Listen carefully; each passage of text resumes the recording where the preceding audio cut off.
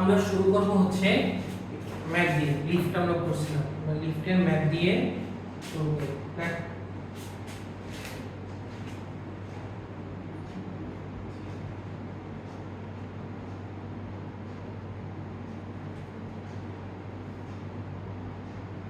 একটি কাঁচের প্লেটের উপর একটি কাঁচের প্লেটের উপর একটি কাঁচের প্লেটের উপর 3 কেজি তার চেয়ে বেশি ভরে 3 কেজি বা তার চেয়ে বেশি ভরের কোনো বস্তু রাখলে বেশি ভরের কোনো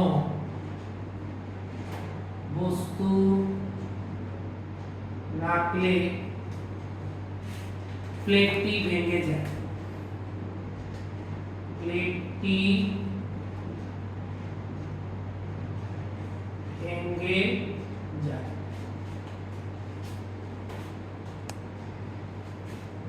একটি লোহার টুকরাকে একটি লোহার টুকরোকে একটি লোহার টুকরোকে একটি লিফটের মধ্যে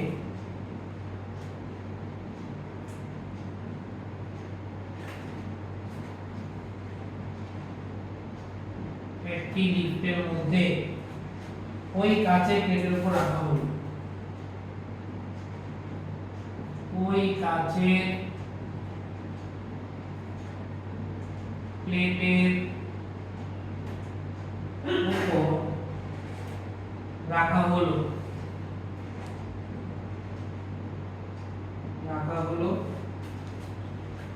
লিফটির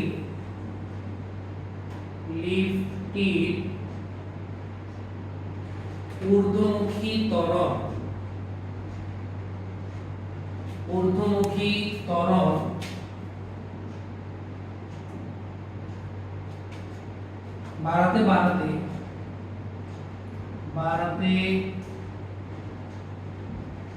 বাড়াতে যে মুহূর্তে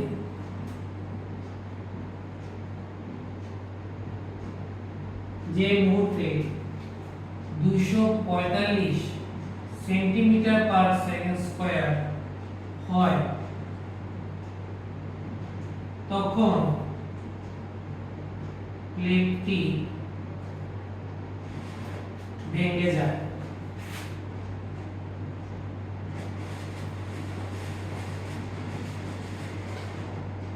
লোহার টুকরাটির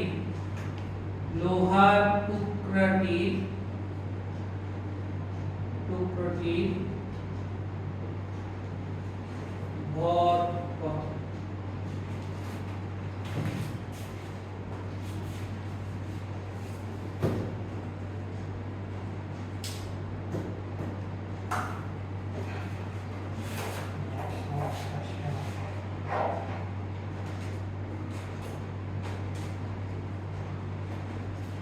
এটা হচ্ছে তোমার ম্যাথটা। বলছে যে একটি কাঁচের প্লেটের উপর 3 কেজি বা তার চেয়ে বেশি ভরের কোনো বস্তু যদি রাখি তাহলে প্লেটটা কি হয়ে যাবে? ভেঙে যাবে। একটি লোহার টুকরাকে একটি লিফটের মধ্যে ওই কাঁচের প্লেটের উপর রাখা হলো। লিফটটির ঊর্ধ্বমুখী ত্বরণ বাড়াতে যে মুহূর্তে 245 সেন্টিমিটার পার সেকেন্ড স্কয়ার হয় তখন প্লেটটি ভেঙে যায়। লোহার টুকরাটি ভর কত? এখন খেয়াল করো, কাঁচের প্লেটের উপর 3 কেজি বা তার চেয়ে বেশি ভরের যদি বস্তু রাখি, তার মানে হচ্ছে আমি এই প্লেটের উপর মিনিমাম 3 কেজি ভরের বস্তু রাখতে পারবো, তাহলে ততটুকু সে সহ্য করতে পারবে। 3 কেজি চেয়ে বেশি ভরের বস্তু রাখলে প্লেটটা আর সহ্য করতে পারবে না, ওই ওজনটা সহ্য করতে পারবে না, তাই না? তাহলে কাঁচের প্লেটের সর্বোচ্চ অনুভূত ওজন কত? 3 কেজি ইনটু 90.8, তাহলে ওটা হচ্ছে আমার আর ম্যাক্স। কথা কি হইছে? তাহলে আমরা এখান থেকে আর ম্যাক্স পেয়ে যাব। বলছে যে একটি লোহার টুকরাকে একটি লিফটের মধ্যে ওই কাঁচের প্লেটে উপর রাখা হলো, রাখলাম। লিফটটা যখন তার ত্বরণ বাড়াতে বাড়াতে উপরের দিকে যাবে, এখন লিফট এর ত্বরণে যদি উপরে যায় তাহলে লোহার টুকরা তার নিজেকে ভারী মনে করতে থাকবে না, ভারী মনে করতে থাকবে। এবং যখন তোমার লোহার টুকরার যে ওজনটা, অনুভূত ওজনটা, সেটা যদি আর ম্যাক্স, ওই যে আর ম্যাক্স বের করছে, ওই আর ম্যাক্স এর যদি সমান হয় তখন বলছে যে এটা ভেঙে যায়, তখন প্লেটটা কি হয়ে যাবে, ভেঙে যাবে। তার কারণ প্লেটের সর্বোচ্চ সহ্য ক্ষমতা আর ম্যাক্স। তো আমাকে বলছে টুকরাটার ভর বের করতে। তাহলে আমরা লিখতে পারি যে কাঁচের প্লেটের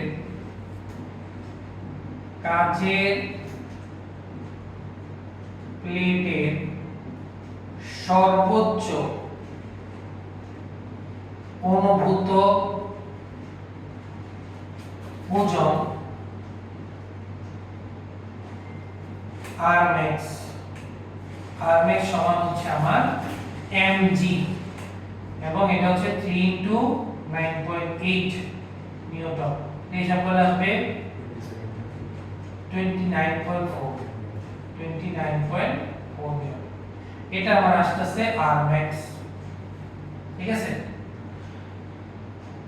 এখন যতই লিফট উপরের দিকে যাবে কাঁচের লোহার টুকরাটার ওজন আস্তে আস্তে বাড়তে থাকবে, এবং কাঁচের প্লেট তখনই ভেঙে যাবে যখন লোহার টুকরাটা তার যে অনুভূত ওজন সেটা আর ম্যাক্স এর যখন সমান হয়ে যাবে। তাহলে আমরা লিখব যে লিফট উপরে ওঠার সময়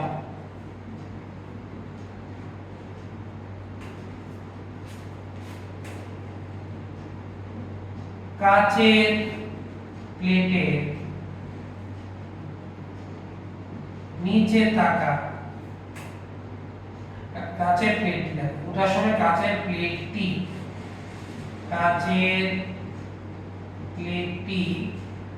ভেঙে যাবে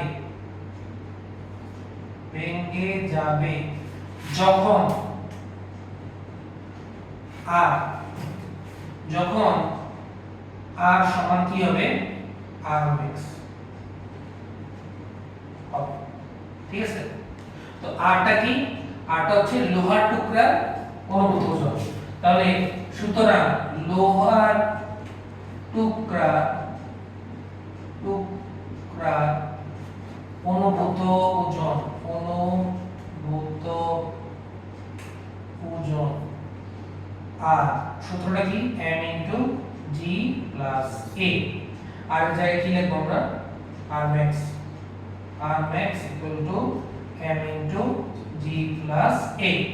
r max এর মান বসাই দিব, বাকি সব বসাই দিব, তাহলে आंसर চলে আসবে। আমরা সাইডে করি, তাহলে বা r max মানে হচ্ছে 29.4, ভর m, g 9.8, আর ত্বরণ কত, ত্বরণ হচ্ছে 245 সেন্টিমিটার পার সেকেন্ড স্কয়ার, এটা হচ্ছে ত্বরণ। তো এটাকে মিটার পার সেকেন্ড স্কয়ার নিব, তাহলে 100 দ্বারা কি করব, এটাকে ভাগ দিব, ভাগ দিলে আসবে 2.45। 2.45। তো এখান থেকে আমরা m এর মানটা চলে আসে, হিসাব করে দেখো 29.4, এটা আসবে 5 12 এটাকে 11 12, এটা आंसर আসবে 2.4 কেজি মনে হয়।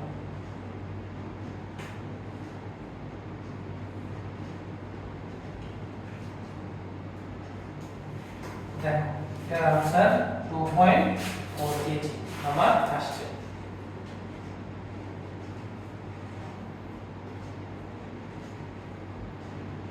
না বুঝলে ব্যাকে বলো কোন জায়গাটা বুঝো, খুবই সুন্দর ম্যাথ একটা, ঠিক আছে। তো আমরা এটা মুছে ফেলি যে তোমার হচ্ছে এটা। আমরা নেক্সট ম্যাথে আগাবো।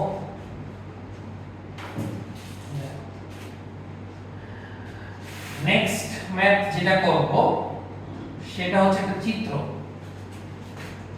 চিত্র, খেয়াল করো। চিত্র আঁকবো।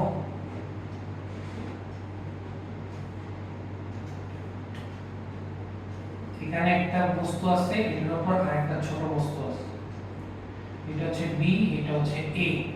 এ বস্তুর ভর দেওয়া আছে 0.5 কেজি আর বি বস্তুর ভর দেওয়া আছে 1 কেজি এবং এটা লিফটটা এ ত্বরণে নিচে যাচ্ছে, মানে 2 মিটার পার সেকেন্ড স্কয়ার। জি এর মান দেওয়া আছে 10 মিটার পার সেকেন্ড স্কয়ার। তোমাকে বলছে যে এ বস্তু কর্তৃক প্রযুক্ত বল কত। এ বস্তু কর্তৃক প্রযুক্ত বল কত।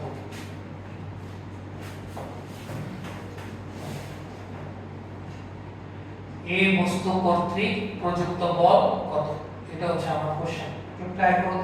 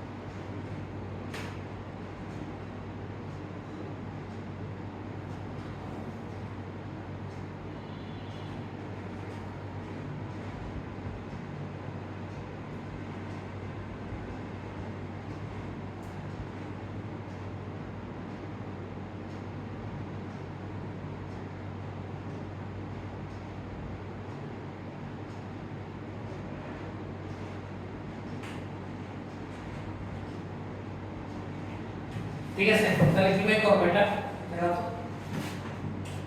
একটু এখানে একটা জিনিস বুঝতে হবে, সেটা হচ্ছে এ বস্তুর নিচে আমার কি আছে, বি বস্তু।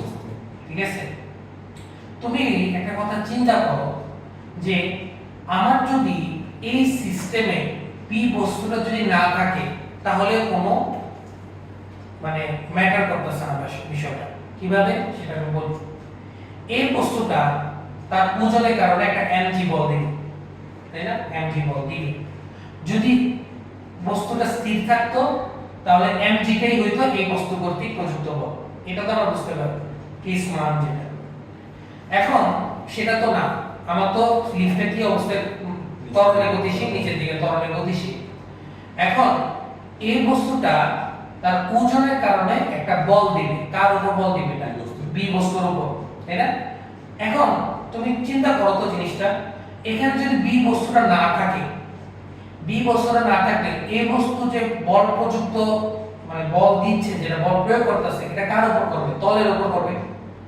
এখন আমাকে বলো তো বি বস্তুর মানে বি বস্তু থাকার সময় এই বস্তুটা যে পরিমাণ বল দিতেছে, বি বস্তু যদি না থাকে তাহলে এই বস্তু তলের উপর যে বলটা দিবে একই বল দিবে না, নাকি ভিন্ন ভিন্ন বল দিবে?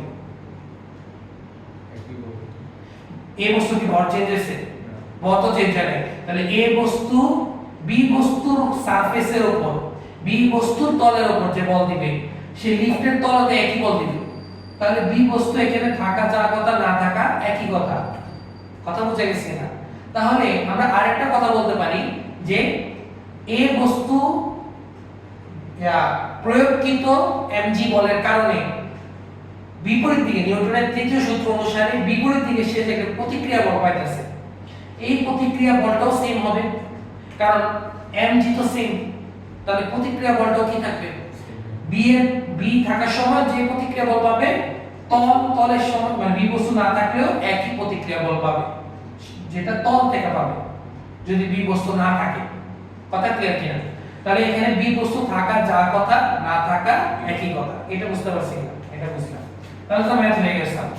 তাহলে m এর কারণ m বস্তুটা নিচের দিকে একটা বল দিবে, সেটা দিবে হচ্ছে আমার এম এ জি, এবং এটার কারণে সে একটা প্রতিক্রিয়া বল পাবে, সেটাকে আমরা বলতেছি হচ্ছে আর আর, তাই না?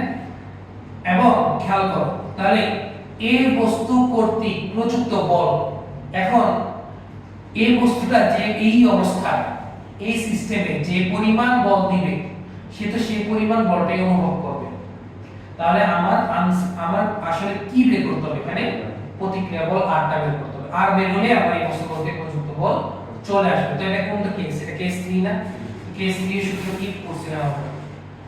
কেস 3 এর সূত্র যেহেতু a এর নিচে গতির দিকে যা থাকবে, গতির দিকে যা থাকবে সব প্লাস, বিপরীত হচ্ছে মানে এটা প্লাস আর এটা হচ্ছে কি মাইনাস।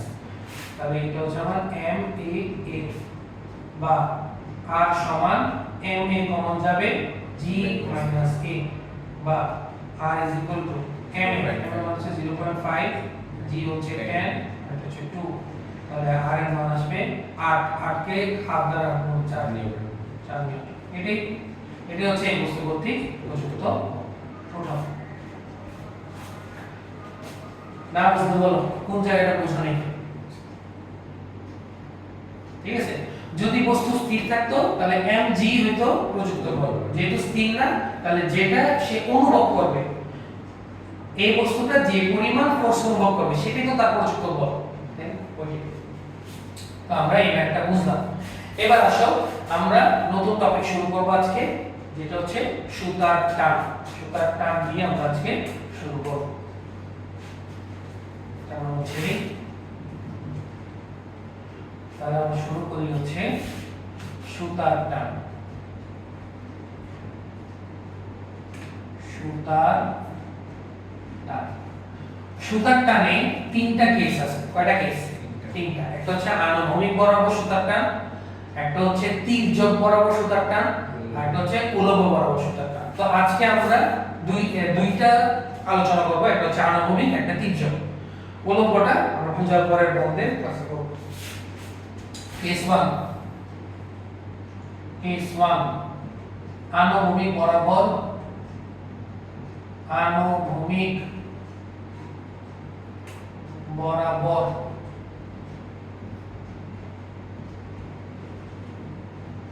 সুতার টান। মনে রাখবা সুতার টান কিন্তু আমরা এটাকে P দ্বারা প্রকাশ করি এবং সুতার টান কিন্তু এক প্রকার বল। সুতার টান হচ্ছে এক প্রকার বল। তাহলে আমরা মনে করি m ভরের একটা বস্তু আছে, এই m ভরের বস্তুর উপর দুইটা, মনে করো দুই প্রান্তে দুইটা সুতা লাগানো আছে এবং দুই সুতা দিয়ে দুই বিপরীত পাশে টানা হইতেছে। একটা হচ্ছে P1 আর একটা হচ্ছে আমার কত P2, ক্লিয়ার? এবং বস্তুটা মনে করো এই ত্বরণের সামনে যাচ্ছে, তাই না? তাহলে লব্ধি বল F net এটা কোন ডাইরেকশন হবে? ডান দিকে না? ডান দিকে। তো ডান দিকে হলে T1 প্লাস ধরবো, T2 কি ধরবো? মাইনাস। তাহলে F net লব্ধি বল, F net লব্ধি বল F net সমান ma। তাহলে T1 minus T2 is equal to ma। এখান থেকে a এর মানটা আমরা পেয়ে যাব T1 minus T2 divided by m। Clear কিনা?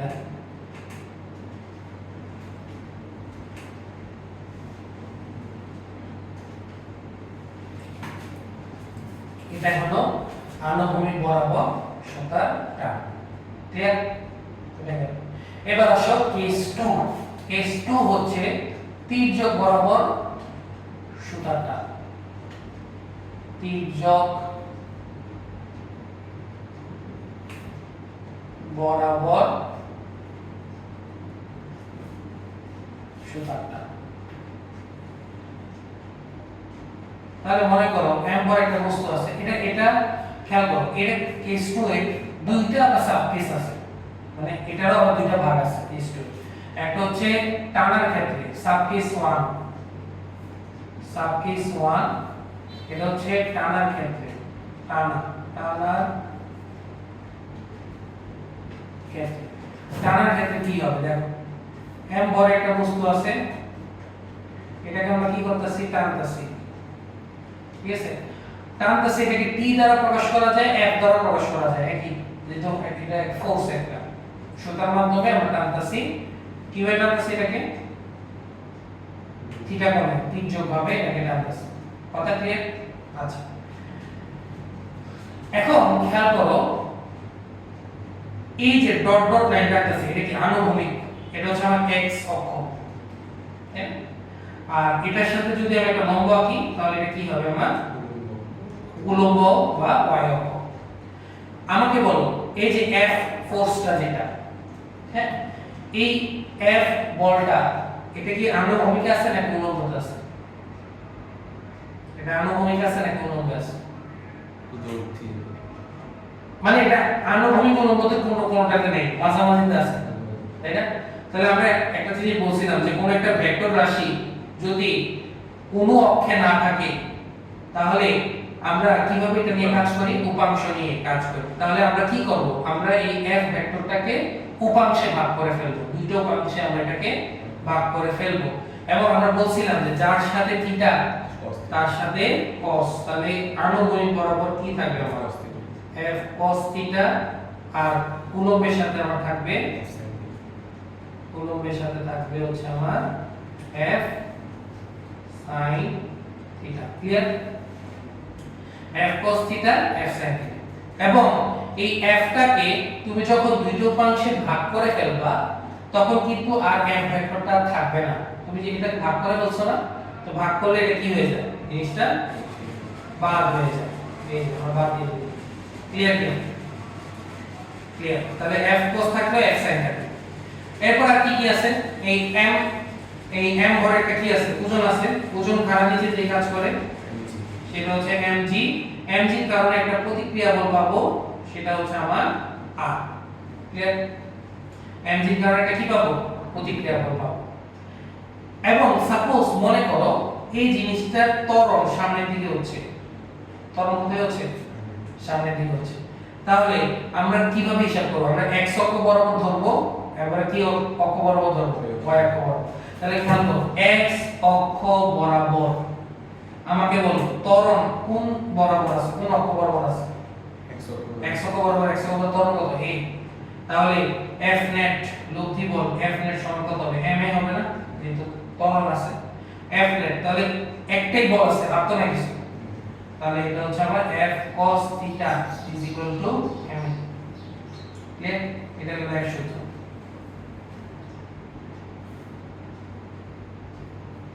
যেহেতু x অক্ষ বরাবর একটাই ফোর্স আছে এই কারণে f net সমান শুধু f cos থিটা হবে এবার r is equal to f sin theta লিখে দাও r is equal to f sin theta r is equal to f না কিভাবে এখানে mg আছে না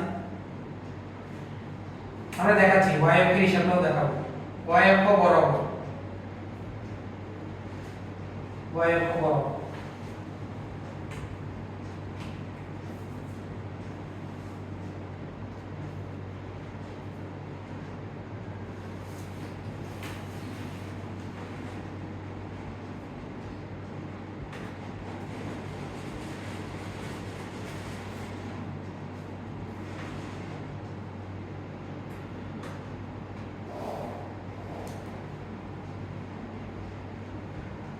y অক্ষ বরাবর তাহলে y অক্ষ বরাবর খেয়াল করো কোনো আছে ত্বরণ আছে ত্বরণ তো খালি দেখো x অক্ষে ছিল তো y অক্ষ বরাবর যেহেতু আমার কোনো ত্বরণ নাই তাহলে লব্ধি বল কত হবে এখানে শূন্য শূন্য তাহলে এগুলোকে যদি আমি পজিটিভ সাইড ধরি তাহলে তার বিপরীত কি ধরতে হবে নেগেটিভ সাইড তাহলে r f sin theta mg 0 সুতরাং r এর মান চলে আসবে mg f sin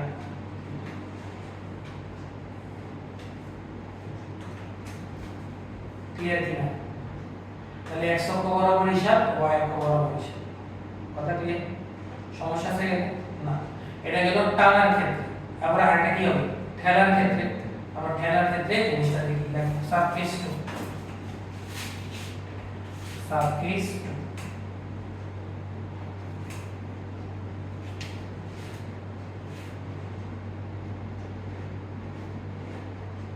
সাবকেস 2 এটা হচ্ছে আমার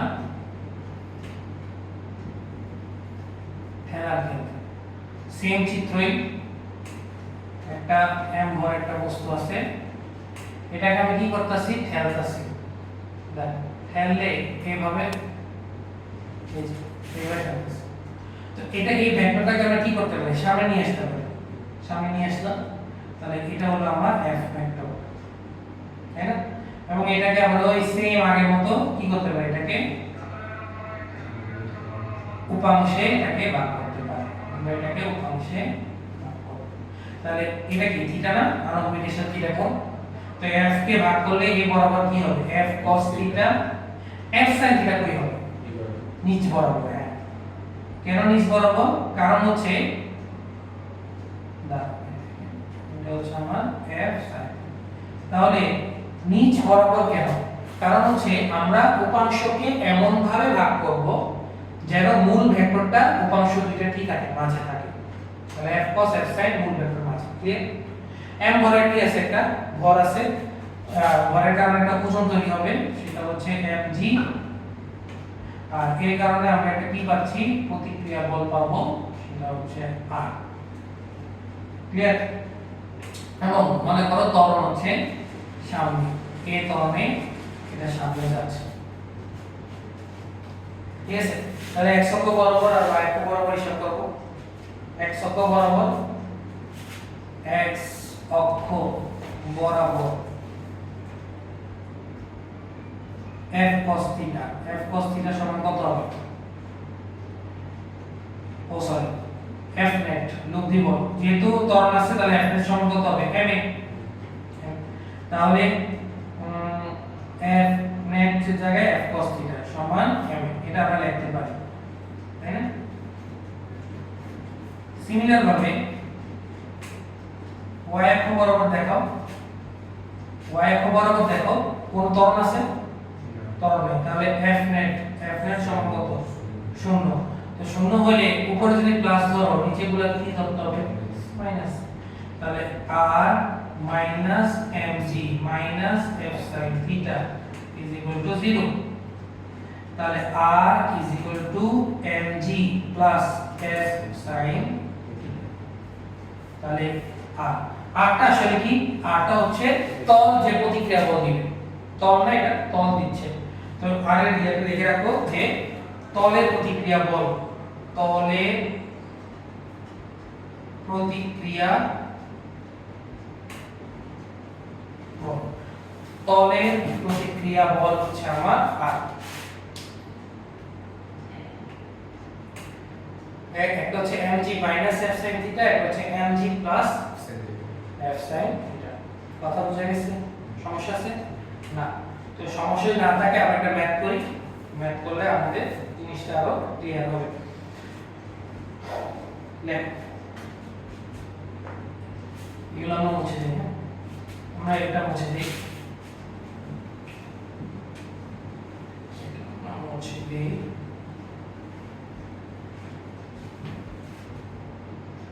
কোশ্চেন হচ্ছে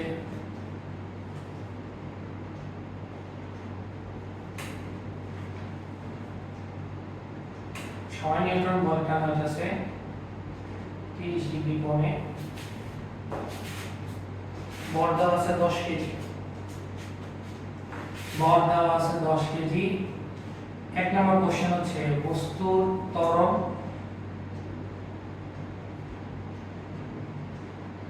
আর তলের প্রতিক্রিয়া বল, তলের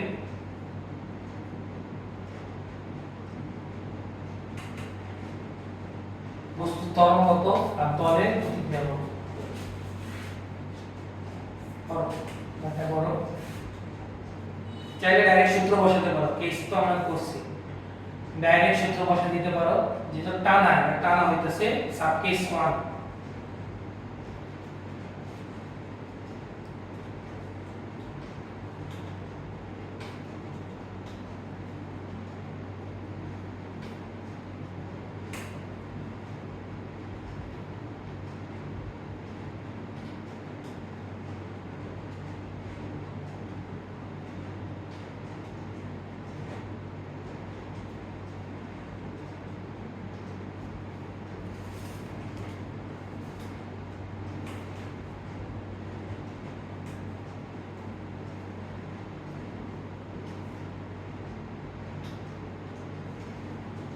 তাহলে বস্তুর ত্বরণ এক নাম্বার বস্তুর ত্বরণ 6 cos মানে f cos থিটা সমান হচ্ছে আমার ma, তাহলে 6 cos 30 সমান ma, m হচ্ছে 10 into a, তাই না? তাহলে 6 ক্যালকুলেটর আছে √3/2 into 10a, তাহলে এটা কাটা 3 থাকে, তাহলে a এর মান আসে 3√3/10 মিটার পার সেকেন্ড স্কয়ার। এটা দশমিকে নিয়ে যেও, দশমিকে লিখে নিবা। এটা গেল এক নাম্বার। এবার আসো দুই নাম্বার কি বলছে? তলের প্রতিক্রিয়া বল। তলের প্রতিক্রিয়া বল, তো তলের প্রতিক্রিয়া বল দুই নাম্বার আর সমান কি হবে? এটা mg f sin থিটা। তোমাকে কিন্তু পরীক্ষার হলে যদি ম্যাথ আসে এই সাবকেস পুরোটা দেখাই করতে হবে, হ্যাঁ, যেহেতু আমরা সাবকেস দেখে ফেলছি, জাস্ট এখন শর্টকাটে ম্যাথটা করতেছি। m দেওয়া আছে 10, g এর মান 9.8 মাইনাস f হচ্ছে 6 ইনটু sin 30, মুখোমুখি করা যাবে 98 মাইনাস 6 ইনটু হাফ, তাহলে এখানে থাকে 3, তাহলে এটা আসে 95 নিউটন। ক্লিয়ার? এবং তুমি যদি দুইটা সাবকেস দেখো তাহলে তুমি বুঝতে পারবা যে টানার চেয়ে ঠেলা কঠিন। কারণ হচ্ছে টানার ক্ষেত্রে কিন্তু mg f sin থিটা হচ্ছে, মানে তোমার প্রকৃত ওজন থেকে f sin থিটা মাইনাস হয়ে যাচ্ছে, মানে প্রকৃত ওজন থেকে কিছু পরিমাণ ফোর্স কি হচ্ছে বাদ হয়ে যাচ্ছে, এইজন্য টানাটা সহজ। ঠেলার ক্ষেত্রে কি হয়? mg f sin থিটা হয়, অর্থাৎ mg এর সাথে আরো f sin থিটা যোগ হয়, তো যোগ হওয়ার কারণে খেলাটা কঠিন হয়ে যায়। কথা বুঝা গেছে? এই কারণে তুমি দেখবা যে কোন একটা বস্তুকে, মনে করো বস্তা বা কিছুকে এক জায়গা থেকে আরেক জায়গায় নেওয়ার জন্য কি করে? এটাকে টানা হয়, ঠিক আছে? টানা হলে জিনিসটা সহজে নেওয়া যায়। কথা বুঝা গেছে? আশা করি এখানে সমস্যা হবে না। আজকে এতটুকুই।